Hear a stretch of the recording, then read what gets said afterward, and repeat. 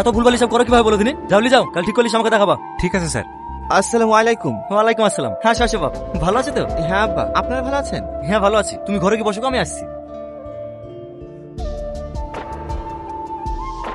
বসো। দেখো বাপ, বুড়ি বারবার রাগ করে চলে আসবে আর তুমি এসে শিলি যাবা, এভাবে তো হয় না।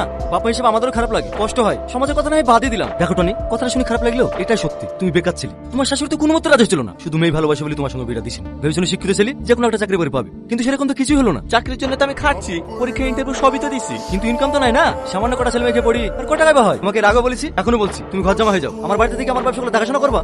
এটা কোনো মতে সম্ভব না। আমি এখানে চলে আসলে আমার মাকে কে দেখবে? যে কোনো বৃদ্ধাশ্রমে রেখে আসবা। কি আবার তোর বলছেন আপনি? আমি বেঁচে দেখতে আমার মা কোনো বৃদ্ধাশ্রমে যাবে না। এত জানো তো তোমার মাকে নিয়ে থাকবা, এখানে কি করতেছো? আমি আমার বউকে নিয়ে যেতে এসেছি। কিসের বউ? কিসের অধিকার দেখাচ্ছ তুমি? যে স্বামী তার বউকে ঠিকঠাক ভাত খাবার দিতে পারে না, তার স্বামীর কোনো যোগ্যতা নাই। মায়া, সালমান ওই বাড়িতে যাবে না। কেন যাবে না? ও আমার স্ত্রী, ওকে আমার সাথে যেতেই হবে। সালমা, দেখি কোনো লাভ হবে না। আমি আমার মেয়েকে তোমার হাতে মার খেয়ে কি মরার জন্য পাঠাবো নাকি? মার খাও মানে? আরে তুমি জানো না, সেদিন পুরুষকে দুটো কথা বলে হয়েছে বলি পুরুষের গায়ে ছাকা লেগেছে, আর সেই নাকি আমার মেয়েটুকু ধরে মেরেছে। কি? আজ পর্যন্ত আমি আমার মেয়েকে উঁচু গলায় কথা বলিনি, আর তুমি আমার মেয়েকে হাত তুলেছো?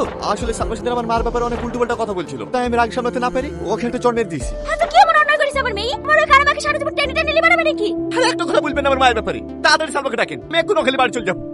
সালমা, সালমা, কি হলো, এত চিৎকার করছে কেন? এটা ভদ্রলোকের বাড়ি। সালমা, আমার ভুল হয়ে গেছে, তুমি আমাকে ক্ষমা করে দাও।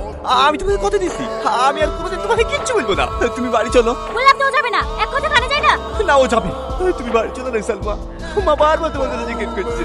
আচ্ছা বলছি, আমি যে নরক থেকে একবার বেরিয়ে এসেছি, সে নরক আমি আর জীবনেও ফিরে যাবো না। মানে? আমি আর তোমার সাথে সংসার করতে পারবো না। তোমার ওই কানা মার জন্য নতুন দাসী খুঁজে নাও।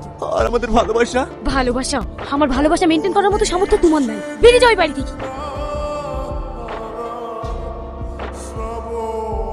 আমাকে একবার সময় দাও, আমি চাকরিটা পেয়ে নিজের পায়ে দাঁড়াই, তারপরে আমরা বিয়ে করি। আমি বাড়ির লোককে খুব কষ্ট রাজি করেছি, তুমি একদম নানা করবে না। তুমি একটু বোঝো, আমি চাই যে আমাদের সংসারটা মাটির পুতুলের মতো হোক, যে সামান্য ঝড়ে ভেঙে যাবে। আমি চাই নিজের পায়ে দাঁড়িয়ে শক্ত হয়ে তোমার হাত ধরতে। নাহলে বিয়ের পর তুমি আমার কাছে কিছু চাইলে আমি তোমাকে কিভাবে দেবো বলো? আমার সাথে তুমি থাকলেই হবে, আর কিচ্ছু লাগবে না। আমি তোমাকে এই মাসের মধ্যে বিয়ে করবো,